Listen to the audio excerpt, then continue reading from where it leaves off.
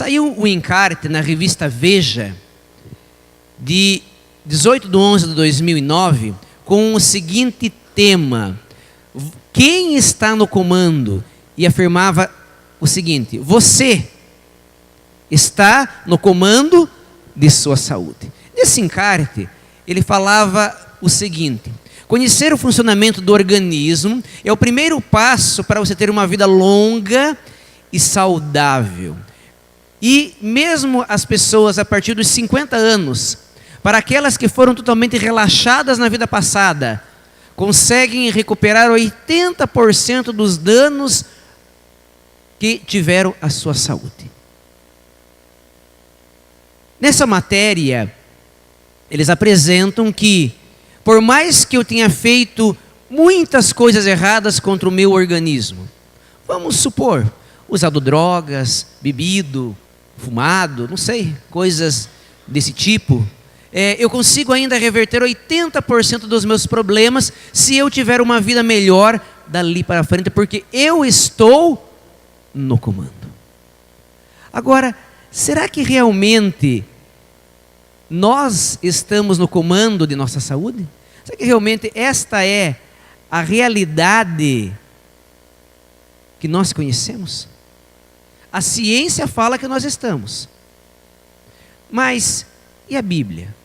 Como que ela se coloca nesse sentido para nós entendermos quem está no comando da nossa vida? Eu gostaria que nós fôssemos agora consultar a base bíblica para nós podermos definir isso. Vejam que em Gênesis, capítulo 1, capítulo 2, nos apresenta como que nós fomos feitos. A imagem e semelhança de um Deus. E 2:7 fala que o Senhor fez o seguinte: pela sua palavra, deu a ordem, os elementos foram se juntando e o ser humano se formou. Inanimado e perfeito.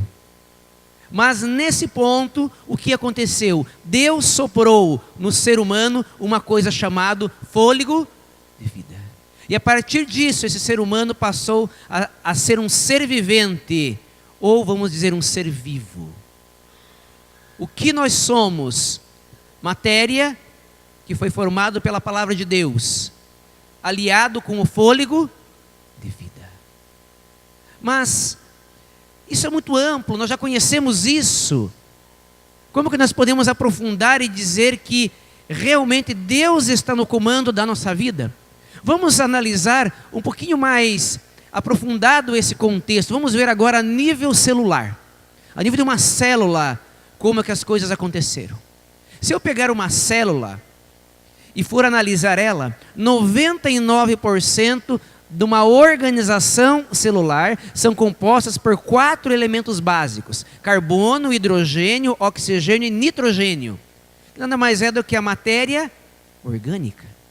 Então vejam que quimicamente as células são praticamente iguais, com pouquíssimas diferenças. Tá, então, se elas são parecidas, vamos analisar o átomo. Ver então o que é um carbono, hidrogênio, oxigênio, nitrogênio. Vejam que o átomo já é descrito lá por Ellen White no século XIX. Desde o minúsculo átomo até o maior dos mundos dizem que Deus é amor. Então Deus criou o átomo. E Ele controla o que existe no átomo. Se for para mim estudar agora o que tem dentro de um átomo. Um átomo é composto por nêutrons, prótons e elétrons. E esses nêutrons, prótons e elétrons são constituídos do quê? De fótons e quarks. Está ficando difícil, né? Muita palavra. Resumindo isso, se você perguntar para um físico o que são fótons e quarks, ele vai dizer energia pura. Energia pura. Então, como que nós entendemos que Deus nos criou e está no nosso controle? Deus deu a ordem. Fótons e quarks, energia, foram se juntando, formando átomos. Átomos foram se juntando, se organizando, formando células. Células foram se organizando, se juntando, formando tecidos. Tecidos foram se organizando, formando um corpo. Mas ali estava o ser humano, perfeito, mas faltava uma coisa para deixar o ser humano vivo, que se chama fôlego de vida.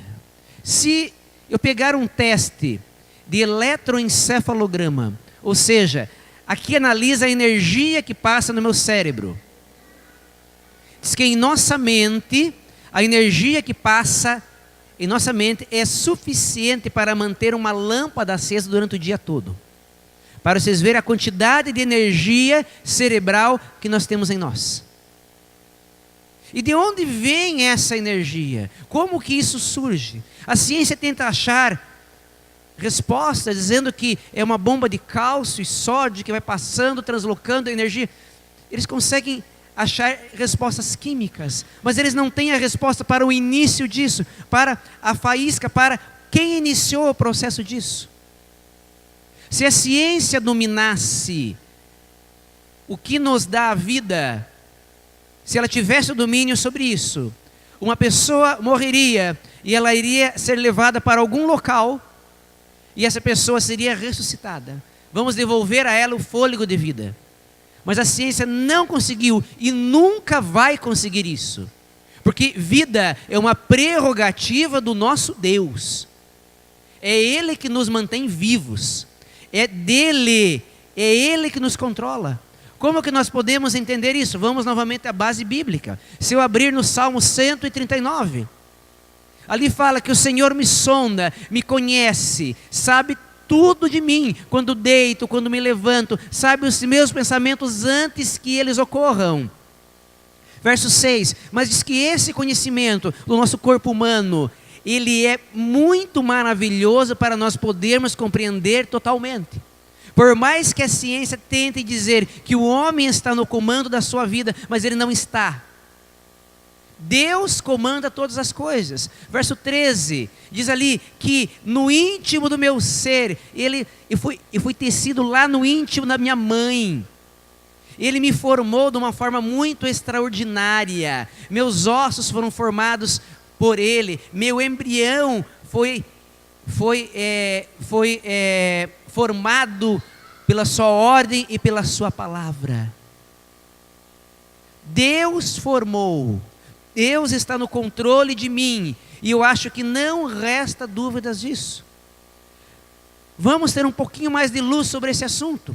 Ellen White explica para nós, no livro Ciência do Bom Viver, na página 415, que na criação desse homem, Deus fez um ser perfeito, mas faltava o quê? O fôlego de vida. Quando Ele soprou o fôlego de vida, o coração, as artérias, as veias, as línguas, os pés, tudo começou a funcionar de uma forma maravilhosa. Mas Ele fez o que após essa criação? Ele colocou esse ser humano sobre leis, sobre uma lei para reger isso. O mecanismo desse corpo é um mistério, que muitas pessoas tentam entender como que ele funciona, mas Deus não deixou isso ao acaso.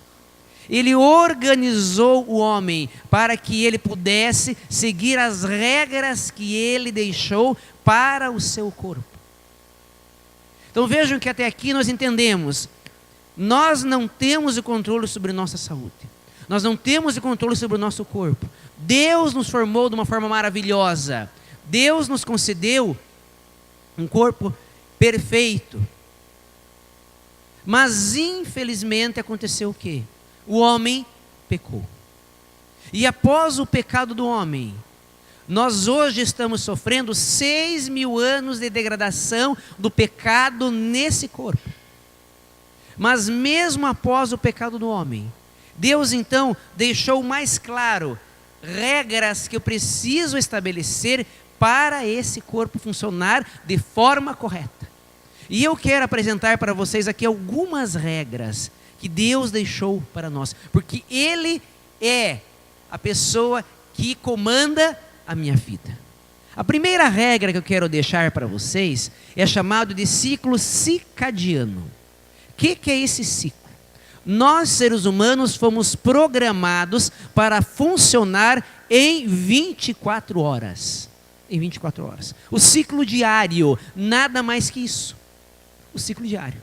Vamos imaginar, para ficar mais fácil aqui para nós, um dia de 24 horas em que eu tenho 12 horas claras e 12 horas escuras. Em que amanhece 6 horas da manhã e 6 horas da tarde nós temos o pôr do sol. O dia, ele foi feito para nós trabalharmos e produzirmos. Então, acordando, amanhecer do sol, eu já devo estar levantando e trabalhando. No quê? Naquilo que Deus deixou para você fazer. Se você é alguém que vai ficar o dia inteiro no escritório, faça da melhor forma possível. Se você é alguém que vai trabalhar o dia inteiro exposto ao sol, o faça da melhor forma possível. Mas Deus nos deixou o dia para produzirmos, para trabalharmos. Essa foi a vontade de Deus. O trabalho já foi dado para Adão, lá no Jardim do Éden, muito tempo antes do pecado. Agora, eu quero falar um pouquinho, não sobre o dia, mas sobre a noite. Chega a noite, o que fazemos? Vamos lá, vamos entender como o nosso corpo funciona. Após o anoitecer, em torno de 3 horas depois, no nosso exemplo, 18 horas anoiteceu, 9 horas da noite, começa a liberação de melatonina, que é o hormônio que vai me gerar o sono. O hormônio que me gera o sono. Só que para esse hormônio ser gerado dentro de mim, ele precisa de uma certa escuridão. E hoje nós temos uma dificuldade muito grande, que são o quê? Aparelhos eletrônicos que emitem ondas muito claras a nossos olhos, dificultando em muitos casos a liberação de melatonina. Ambientes extremamente claros que dificultam esta liberação. Nós fomos feitos para 3 horas após a noite começar a liberação desse hormônio, que depende de baixa luminosidade. Por quê? Glândula pineal está atrás da retina. Conforme a retina observa a luminosidade, dispara a glândula pineal, que vai começar a produção de melatonina.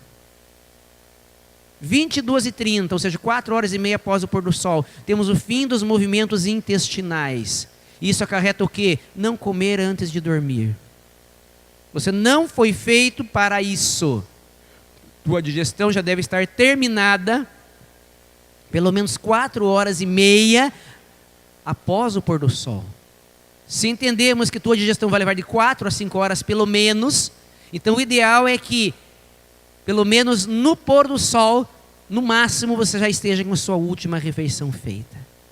Aí continua, dormimos. 2 horas da manhã temos o máximo de produção de melatonina. E durante a madrugada temos liberação do hormônio GH, fundamental para o crescimento, e esse hormônio é gerado principalmente 2 horas após o sono. Hormônio TSI, que regula a tireoide, e entre outros hormônios muito fundamentais aqui. Acordamos, e esse acordar deve ser feito ao raiar do primeiro sol, que vai entrar pela nossa janela, e com essa claridade vai despertar no meu corpo, dizendo: acorda. A melatonina automaticamente é cortada com os primeiros raios solares. Meu sono acaba e eu acordo. Acordando, o hormônio cortisol é liberado dentro de mim, que é um hormônio importante para inflamações, alergias, estresse e estabilidade emocional. Esse hormônio liberado vai me dar o que? Disposição para o meu dia. Isso é o que deveria acontecer. Nós somos programados para isso. Só que, infelizmente, nem todos conseguem ser assim. E eu quero primeiramente falar um pouquinho mais sobre o sono. Vamos entender primeiramente, cientificamente, a questão do sono. Existem 3 classificações para horários e reações ao dormir. O primeiro são pessoas classificadas como matutinas. O que é pessoa matutina? É aquela que, nesse horário que nós estamos aqui, já está abrindo a boca de sono, vai chegar em casa o mais rápido possível e dormir. 5 horas da manhã está acordada, elétrica e esperta, tá bom? Essas pessoas são classificadas como matutinas. Se deixar, dormem 6 horas da noite no pôr do sol e acordam 3 da manhã. E estão elétricas para trabalhar. Já tem outros que são pessoas classificadas como vespertinas, em que a noite foi feita para pensar e produzir. Esse, eu vou falar, infelizmente é o meu caso, tá bom? Para mim a noite é o horário que a minha cabeça está boa, eu leio, eu estudo, eu produzo à noite. Para mim, dormir 9 horas é só deitar, tá bom? Pegar no sono difícil. E meia-noite não é bom para mim? Não é. Mas o que acontece daí? O despertar, se deixar pela minha vontade, 10 horas da manhã eu estou levantando. Porque eu sou vespertino. Aí tem as pessoas indiferentes. Tanto faz, tanto fez com relação a isso. Não são afetadas por esse processo. Segundo a ciência, essa qualidade de dormir cedo, dormir tarde, levantar cedo, levantar tarde, está gravada nos meus genes. É uma característica genética. É do seu genótipo. Você não consegue mudar, você consegue se adaptar. Perceberam? Então, imagine a situação. Eu sou casado com a minha esposa, ela é matutina. Para ela dormir é 9 horas, levantar 5 da manhã. Para mim, dormir mais tarde, levantar mais tarde. Mas nós temos que nos adaptarmos. Nós temos que nos adaptarmos a isso. Então veja que são características que nós temos. Outra fato importante. Nós fomos feitos para dormir no escuro. Sabiam disso? Tem uma pesquisa clássica feita nos anos 30, em que eles pegaram seres humanos durante 30 dias, colocaram numa caverna, e lá eles regulavam a luminosidade na caverna.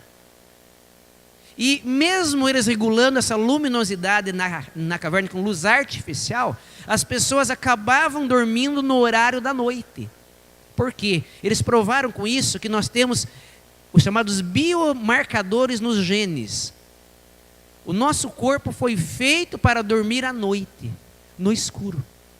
Por isso, pobre daqueles que precisam trabalhar à noite. Muitos precisam. Muitos de vocês já foram num médico de madrugada? E tem que ter um médico, tem que ter enfermeira. Então, aqueles que precisam, infelizmente, sabem que seu corpo vai sofrer com isso.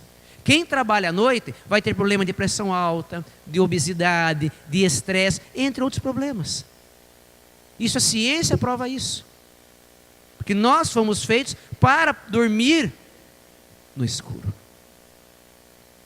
Agora vejamos bem, eu quero agora falar um pouquinho mais para vocês sobre a questão de como que funciona o nosso sono em si aqui. Vejam bem que nós temos 3 principais fases do sono.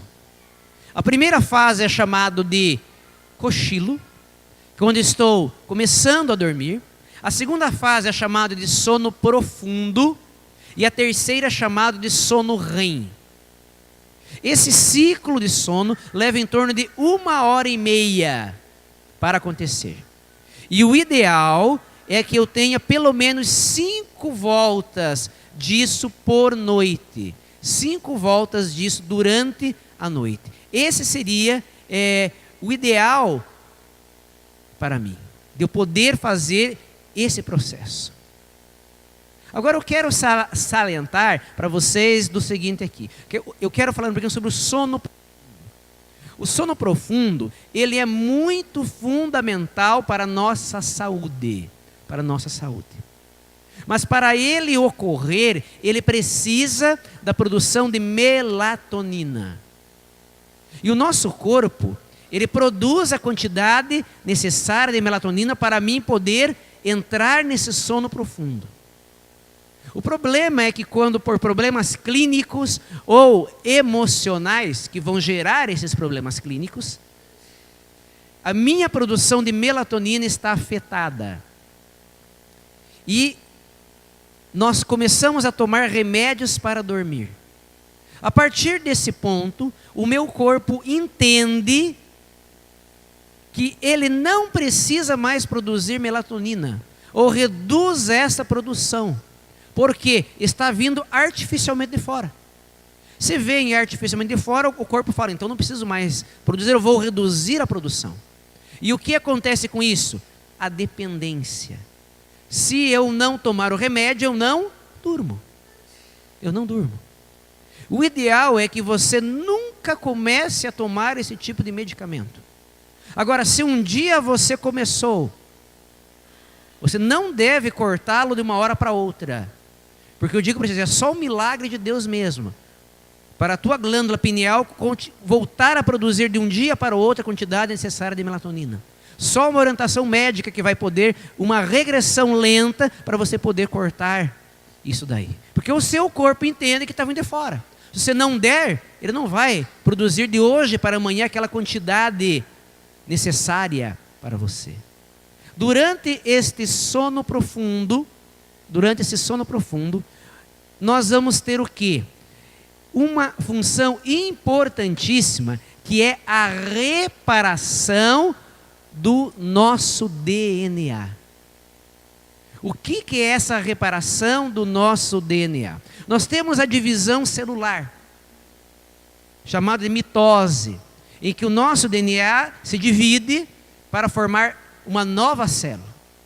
Esse processo ocorre diariamente dentro de mim.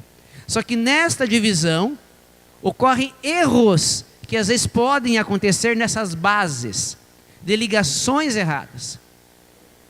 E se uma célula começa a se dividir de forma errada, muitas doenças podem surgir em meu corpo, como por exemplo o câncer. O câncer é formado por bases de DNA que se dividiram de forma errada e se multiplicaram assim. Só que nosso Deus fez o quê? Fez um processo para reparação desse DNA. 3 bilhões de bases de DNA são corrigidos, observados, para que minha célula possa se dividir de forma correta e perfeita, eliminando inúmeras doenças dentro do meu corpo. Inúmeras doenças. E isso ocorre durante a fase do meu sono profundo. Quer dizer, não que ocorra só nessa fase, mas é principalmente nesta fase que isso vai aumentar. Alguns falam assim, durma para que Deus conserte o teu corpo, tá bom? Quando você acorda, você só estraga com ele. Então, durante o seu sono profundo é onde Deus vai colocar a mão, através de um processo de reparação do DNA. Ele vai, de uma forma mais ampla, poder arrumar o teu corpo. Só que, além disso, o sono tem uma outra grande função, que é com relação à nossa memória. Por quê? Gente, quem aqui já fez planos de poder gravar algo que estava lendo e chegou no outro dia não lembrar de mais nada? Todos nós já temos uma história para contar assim, né? Para contar assim. Aí eu quero, nossa, não sei o quê. Quantos estudaram a lição? Chegou no sábado, abri a lição, parece que não li nada, né? Não lembra de mais nada. Por que a nossa memória é tão curta? É tão curta. Agora, para aqueles que gostam de futebol, por que aquele jogo do Brasil com a Alemanha, sei lá, 4 anos atrás, ficou gravado na sua mente e até hoje você lembra disso? Por que nós gravamos coisas que muitas vezes eu não queria gravar, mas muitas coisas que eu queria gravar, eu não gravo na minha mente. Eu esqueço. E alguns falam, eu tenho a memória fraca. Vamos voltar ao sono aqui. Existe uma fase durante o meu sono que é chamada de sono REM. Essa fase, num ciclo de 1h30, dura em torno de 15 minutos. Em média, numa pessoa adulta. Num bebê, ele chega a ser 60% do seu sono é REM. E numa pessoa já na terceira idade, essa fase diminui mais ainda do que 15 minutos. Nesse ciclo de 1h30. Então ele é variável pela idade das pessoas. Por quê? Nessa fase do sono REM, eu vou ter os meus sonhos. É onde eu vou sonhar. E o que é o sonho? O sonho é o seguinte: eu vou pegar a minha memória temporal, a minha memória do meu dia, e ela vai ser comparada com minha memória de longo prazo. Quando as duas são comparadas, eu tenho sonhos que para nós são às vezes inexplicáveis, né? Doidos, malucos, seja lá como se queira falar assim. Em que junta-se aquilo que eu vi durante o dia com aquilo que eu tenho a longo prazo. E muitos sonhos não têm lógica nesse sentido assim. Agora, qual que é a função do sonho? O sonho ele vai fazer o seguinte: ele vai pegar a minha memória de curto prazo e vai dizer o seguinte: aquilo que eu dei importância vai para a memória de longo prazo, aquilo que eu não dei importância, ele apaga e joga para o lixo. É isso que ele faz.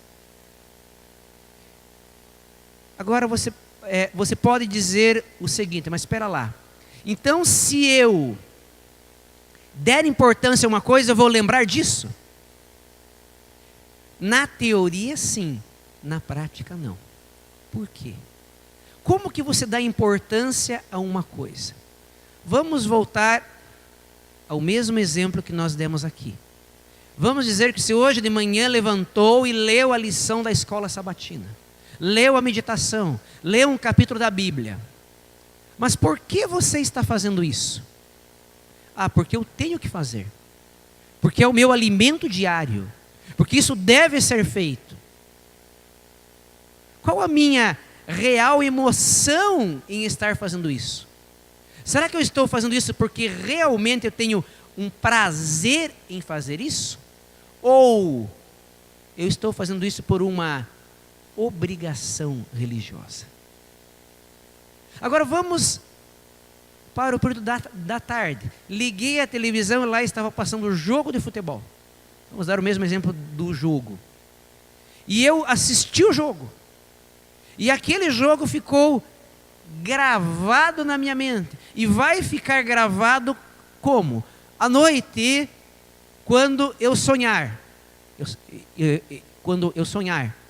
Aquilo que eu dei importância, ou seja, aquilo que me gerou emoção dentro de mim, isso vai ser gravado na memória de longo prazo. Eu querendo ou não. Compreenderam? Agora, aquilo que eu quis dar importância, mas que realmente no meu íntimo não era importante para mim, isso vai ser jogado como lixo. Por que nós lemos, estudamos e não gravamos? Porque isso nos é uma obrigação e nem sempre um prazer. Tá, mas e como é que eu posso alterar isso na minha vida? Eu quero usar para vocês um verso de Ellen White que diz o seguinte para nós aqui: que Deus nos deu a livre escolha. Mas que escolha é essa? Eu tenho, na verdade, uma escolha, e essa escolha é servir a Deus. Então vejam bem, nas minhas escolhas diárias, quando eu resolvo colocar a minha vida nas mãos de Deus, nas mãos do meu Criador, quando eu peço que Ele controle totalmente as minhas emoções, aí eu vou ler a Bíblia, e isso vai ter um prazer enorme para mim.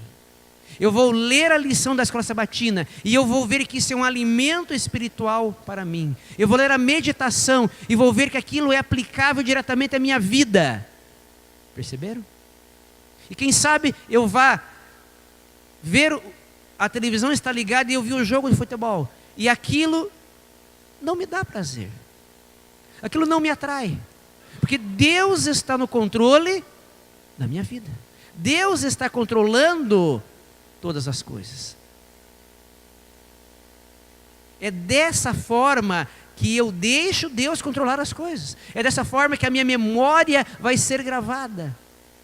Gente, a única coisa que eu vou levar para o céu é o meu caráter. E esse caráter precisa ser formado aqui na terra. E muito desse meu caráter depende da minha memória de longo prazo, naquilo que vai ser gravada. Então, meus queridos, não adianta você querer levar uma vida de aparência. O que vai ser gravado dentro de ti, da sua memória, é aquilo que você realmente dá valor. Como nós falamos, é aquilo que está no seu coração, no íntimo do seu ser. Se você não colocar Deus em primeiro lugar da sua vida, isso não vai se proceder dentro de você. Falamos então sobre o nosso ciclo diário, ciclo de 24 horas. Precisamos dormir e descansar. Agora eu quero falar para vocês de um outro ciclo que Deus organizou para mim. Esse ciclo é chamado de ciclo circasseptano, ou seja, um ciclo de 7 dias. É uma segunda lei que Deus fez para o meu corpo, Os seres humanos foram programados para ter um ciclo semanal, e a ciência prova isto. Pesquisas mostram, em testes com moscas, plantas, artrópodes, abelhas, besouros e várias fórmulas de vida, que esses seres foram programados para ter um ciclo diferente, de 6 dias, e um dia esse ciclo é diferente no seu desenvolvimento. Um ciclo semanal de 7 dias. E esse ciclo se renova novamente após os 7 dias. E isso ocorre também nos seres humanos. E tanto que a história mostra que os países que resolveram mudar o ciclo semanal, França e União Soviética, mudaram a semana de 5 e o outro para 10 dias. Isso não durou 10 a 15 anos, essas mudanças. O país virou um caos moral e um caos de doenças entre o povo. E eles retornaram para o ciclo de 7 dias, entendendo que o ser humano foi criado dessa forma. Já está provado cientificamente que no 7º dia, no último dia desse ciclo, só que a ciência não fala 7º dia, eles falam no último dia desse ciclo, ocorre a flutuação da pressão sanguínea, conteúdo do ácido do sangue, nas hemácias, no batimento cardíaco, na temperatura oral, na temperatura na mama feminina, na química e volume da urina, na disposição de importantes neurotransmissores como noradrenalina e adrenalina, e várias substâncias químicas no corpo que controlam todos os nossos hormônios reguladores de estresse e depressão. Hoje, hospitais americanos, alguns hospitais não estão fazendo mais transplantes no dia de sábado, porque ele já está provado que o corpo humano entra numa coisa chamada de repouso imunológico. E muitas vezes esse novo órgão, existe uma rejeição maior que nos outros dias. Pesquisas afirmam que indivíduos que observam como último dia o descanso, conseguem ter uma vida mais longa do que indivíduos que não observam. Essas pesquisas, meus queridos, elas não são cristãs. As referências estão todas mostradas aí. São pesquisas científicas. O mundo hoje se dobra, que o ser humano foi feito para trabalhar 6 dias e descansar no 7º dia. Descansar no 7º dia.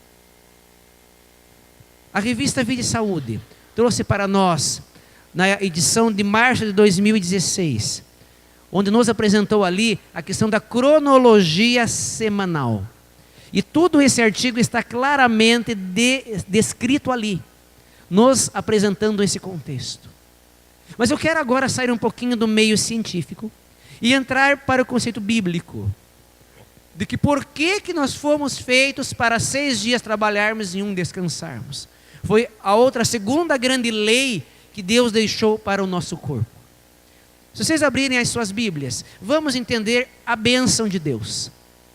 A bênção de Deus. Se você pegar o dicionário bíblico e for ver a palavra bênção, bênção quer dizer ação de Deus. Ou seja, Deus agindo de forma especial. Deus começou falando, abençoou os animais, ou seja, animais, eu vou agir em vocês, multipliquem e povoem a terra. abençoou o homem e disse: eu vou agir, eu, Deus, vou agir sobre o homem. Multiplique e povoe a terra. Aí em Gênesis 2:3 ele fala: abençoou o dia sábado. Dia precisa de bênção? Dia precisa receber uma bênção de Deus? Então Deus iria agir nesse dia e vejam que o dia em si não precisa de bênção, mas sim o que acontece? Aqueles que observam este dia irão ser grandemente abençoados. Foi isso que Deus quis falar quando abençoou o dia sétimo. Uma bênção especial estava colocada lá. E ali em Salmo 133, descreve qual é uma das características da bênção de Deus: vida. Vida. Deus, nesse dia, é o dia que Ele vai fazer o quê? Ele vai me recriar, me organizar e me recuperar. Vamos agora fazer o seguinte: vamos misturar os dois ciclos, o semanal com o diário. E vamos imaginar o ciclo diário no último dia da semana, o dia de sábado. Qual a forma correta que Deus planejou que nós guardássemos esse dia especial que é diferente dos outros? Primeiramente, pôr do sol. Deveríamos, antes do horário do pôr do sol, estarmos em casa, tranquilamente, esperando alegremente o pôr do sol.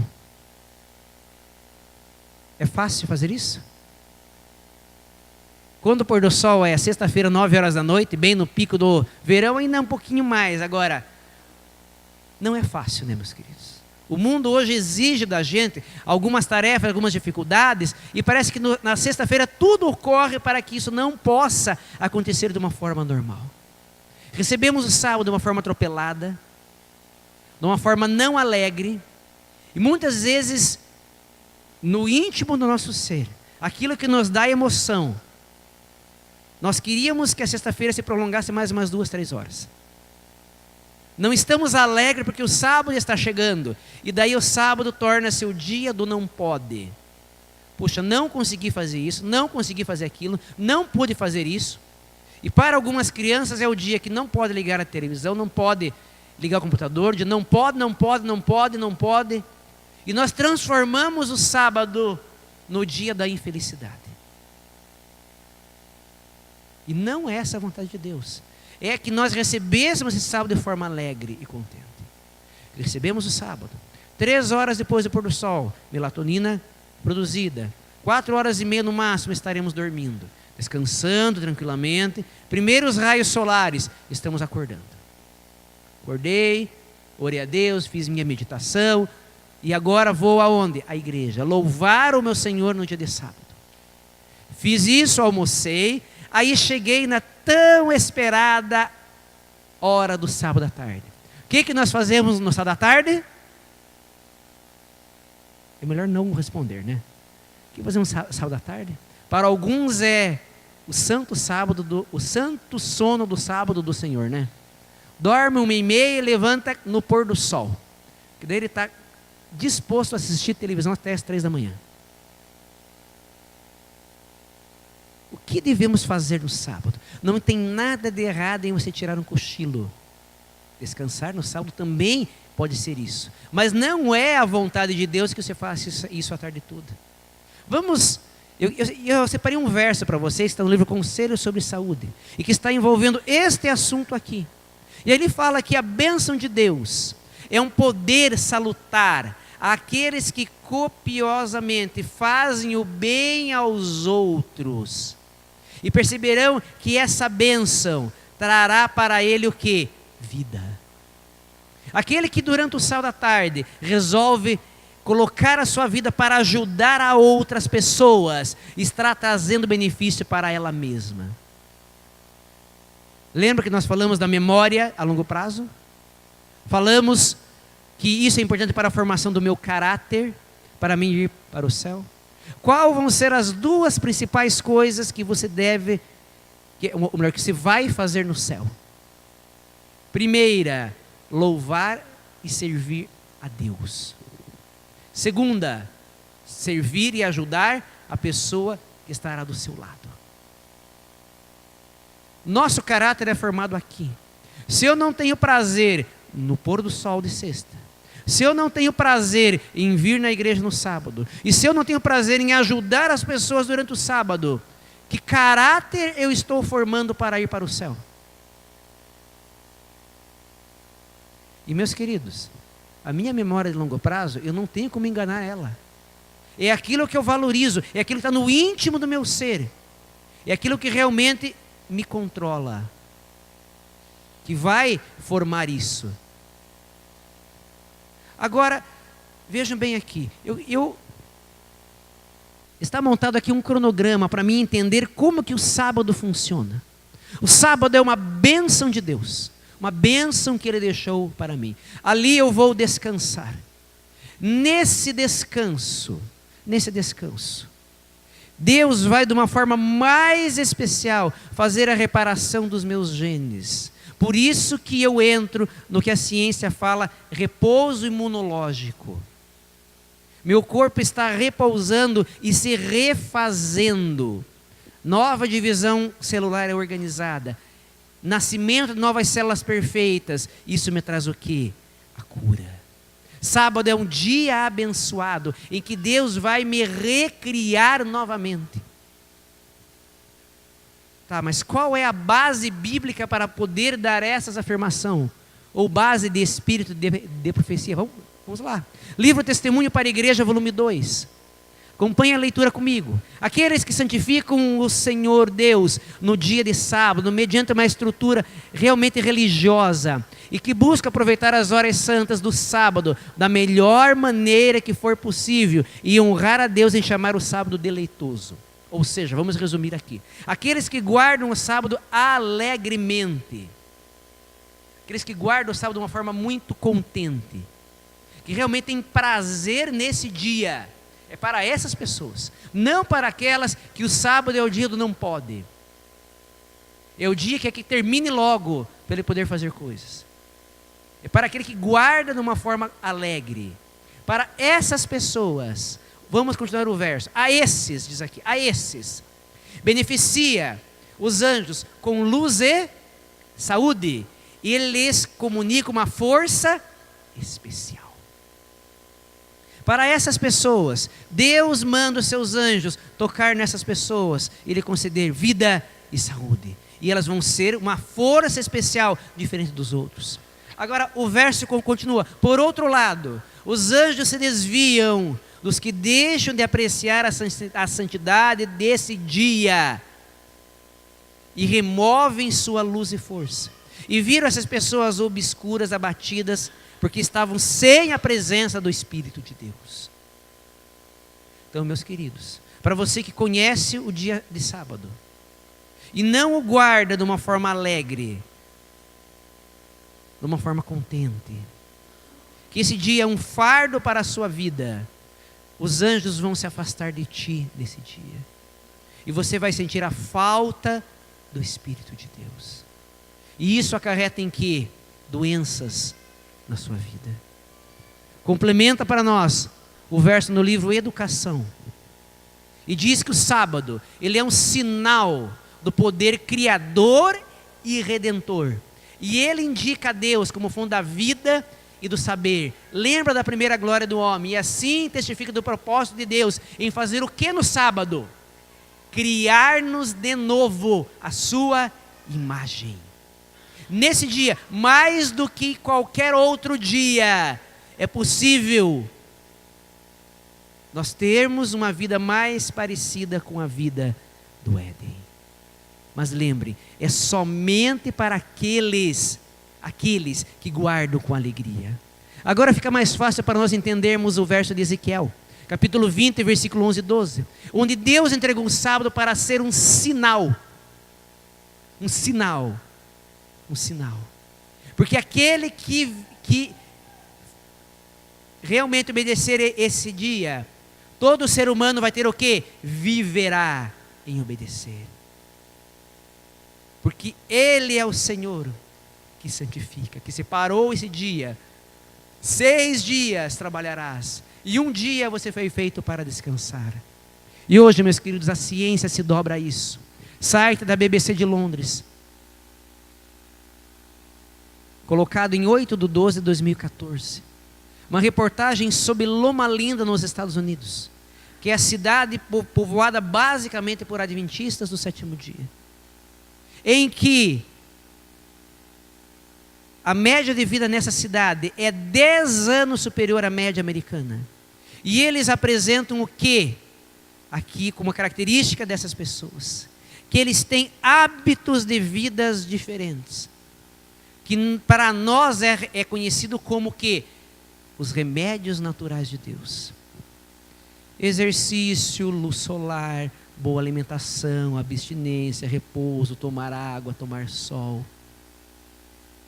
E fala o site, um detalhe: eles guardam o dia de sábado, que Deus prova, e Deus mostra isso para aqueles que são copiosos, para aqueles que realmente têm o prazer em observar esse dia.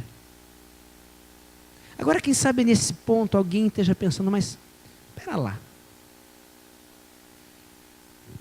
para mim o sábado é um prazer, eu sou bem temperante na minha vida, no meu ciclo diário, durmo adequadamente, como, faço exercícios. Então por que eu fico doente? Por que eu adoeço então?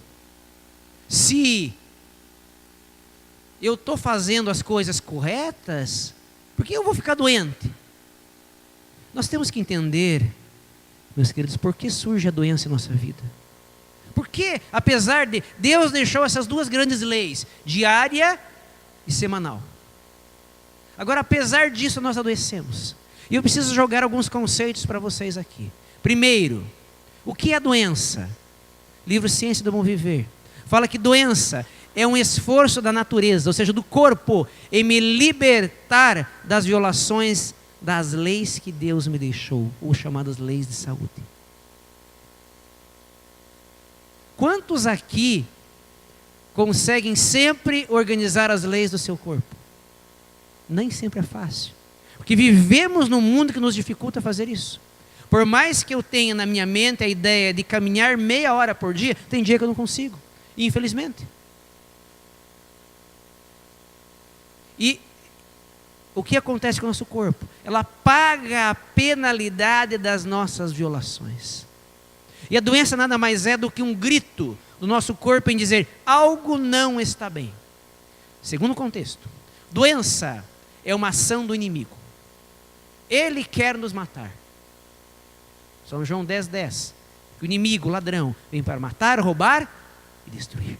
Esta é a sua função. E Deus, Ele me cura. Ele me restaura de uma forma muito contente, muito alegre. Porque, apesar de eu fazer tudo correto, eu ainda adoeço. Porque eu carrego a transgressão de 6.000 anos de pecado nos meus genes. Se isso não fosse verdade, vamos dar um exemplo hipotético.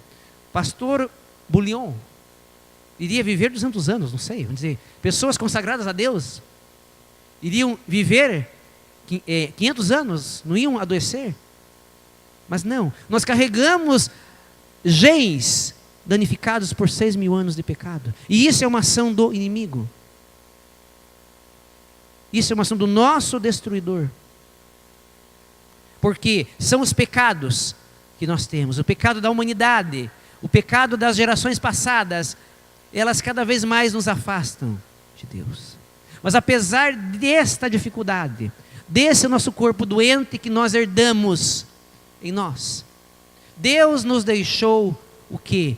Algo chamado de remédios.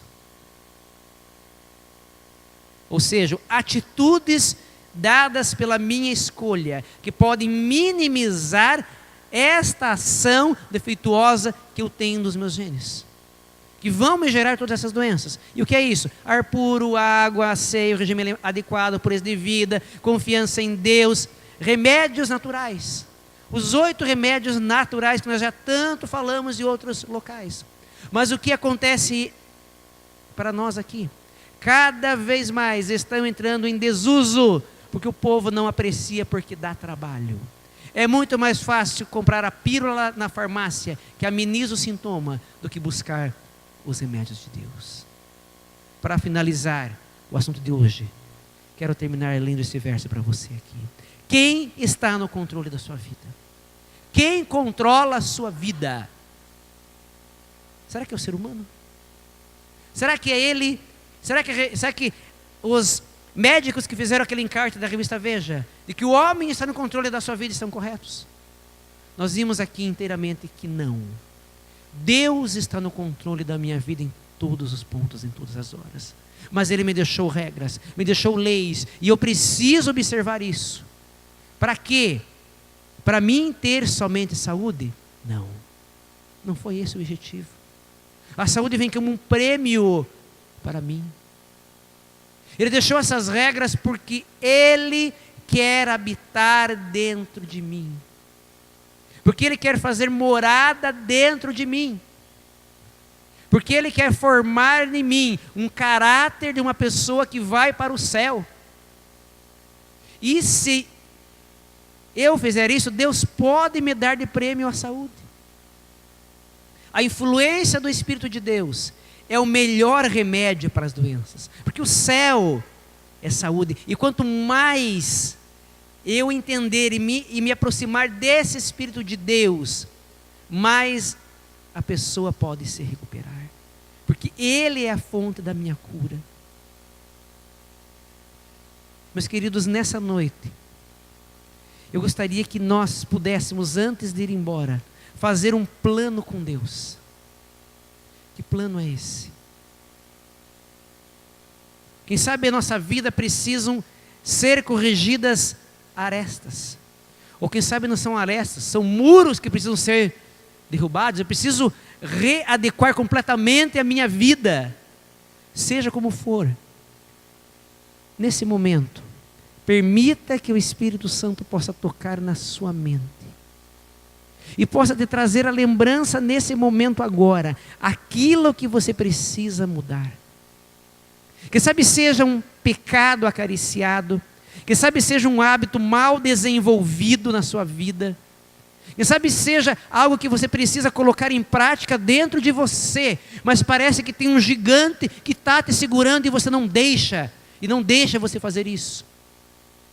Nesse momento eu quero que você feche os seus olhos e ore silenciosamente a Deus.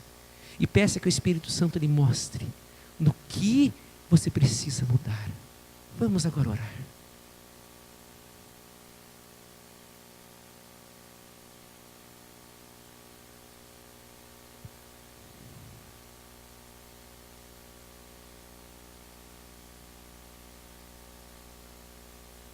Querido Pai, nessa noite, agora muitas dessas pessoas estão rogando que o Seu Espírito lhe mostre, bom Pai, no que elas precisam mudar.